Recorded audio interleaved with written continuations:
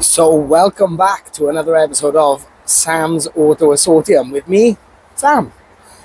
So for this week's video, I have something totally different from the normal theme. With the Honda from last week's video now sold and out the way, and the Pioneer still in the welders, yet to pick it up, so that's coming back soon. I decided to do something a bit different. I did something I've never done before, but always wanted to do. I went down to the vehicle auctions. So when I went to the vehicle auctions, I went with a very simple plan. I went to look at two sporty cars that I thought might be a bit fun, bit interesting to drive. That plan went out the window. I got outbid on both those cars, and then I decided to panic buy one of the cheapest cars at the auction. And I won. And I ended up with this.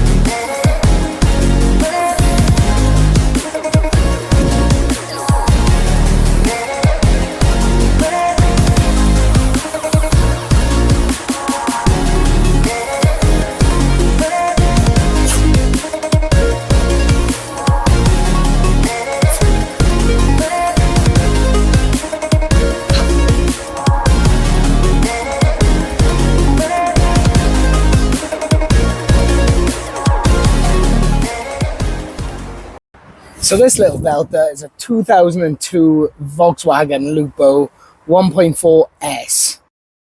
So let's take a look at what's good on this car. So obviously they're super light little cars, and this little thing has got a punchy little 1.4 litre engine under the hood, punching out 73 brake horsepower, which in a car that weighs less than a ton still is not a lot of horsepower, but they are pretty fun to throw around on the back roads. So let's take a look at what's good on this car. If you get all the way down here, you can see that it's got some pretty nice Fox alloys on it, and it's pretty much got new tyres all the way around. It's also been lowered, front and rear, on what I believe is coilovers and not just springs. I don't know what coilovers they are because I have not got under there to take a look at them yet, but it's got to be a bonus, right?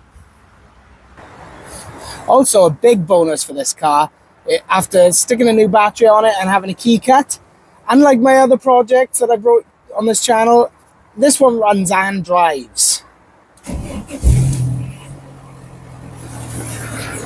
The engine starts. So I'm in a bit of uncharted territory here. This one runs and drives. I've never actually bought anything that runs and drives as a project, probably in my life. So it's definitely not all sunshine and rainbows with this car.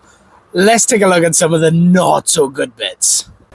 So this car hasn't had an MOT since January 2022. So I'm assuming the car has stood since then, which means things are a bit rusty and a bit stiff. I mean, take this gear shift, for example.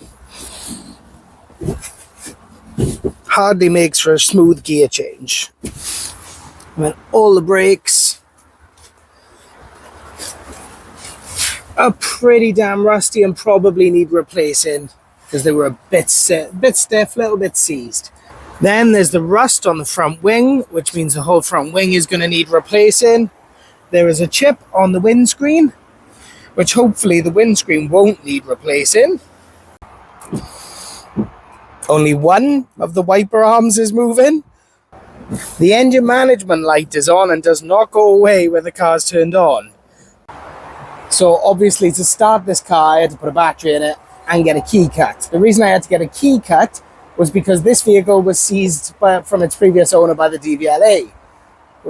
To seize the car, obviously without the keys, means they had to break into the car, and instead of picking the lock, because the driver's door lock is seized, on them foam things, which means the door does not line up, which means it does not seal, which means water gets in. And because the door does not line up properly, while the driver's window does work, it just doesn't work very well. And that is due to the door being bent. and probably the runner's being a bit stiff because it's sat forever and a day. And of course, I've saved the worst bit for last. There is the interior.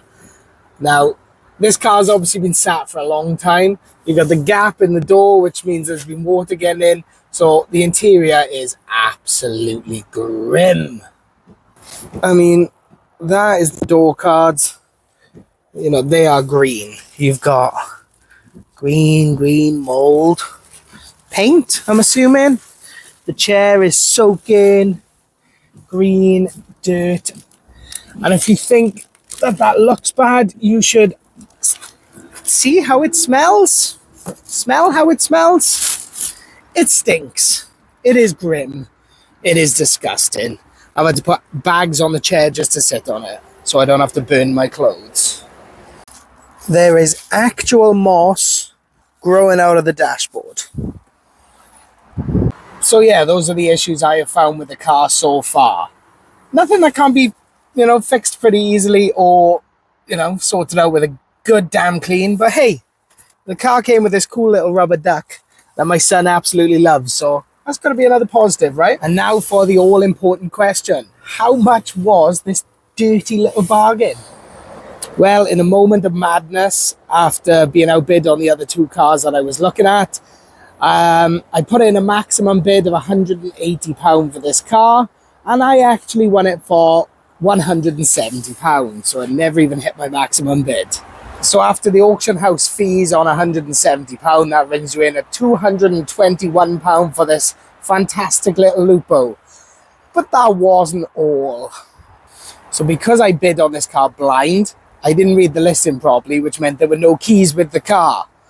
Which meant I either had to have it recovered and then get keys or buy a key at the auction site and hope that the car will drive back. So recovery would have been £100 and a key was £120. Luckily, I didn't have to pay for the recovery. I just got the key cut. So that was £120 and I did have to put some fresh fuel in it, which cost me again about 15 quid. So to add all that up then, the car was £221, the key was £120, and some fuel was about £15. So we're all in, we're at £356 on this grubby little Lupo. So all in at £356 so far. I really don't think that's too bad for a car that runs and drives. Yes, the car is 22 years old, so it does have some problems, and obviously this interior being one of them. But all in, I think this car's a bargain. I mean, the market for these is upwards of £1,000, and I don't think I would have to spend too much money, to get it worth that and through it, through an MOT. So I'm going to make some videos of me putting some things right with this car and getting it through an MOT and hopefully getting it sold. And hopefully at the end of this little project, we got some profit left to put towards the next project. So this car was the result of my first time at a vehicle auction, and I think it could have gone a lot worse. I think I could have come off a lot worse with a much bigger heap of junk. So let me know in the comments, do you think I had a bargain? Do you think I overpaid? Do you think it was, was a bad buy? How have you done at auction? Let me know some feedback. Let me know what you think. But until the next video, thank you all for watching.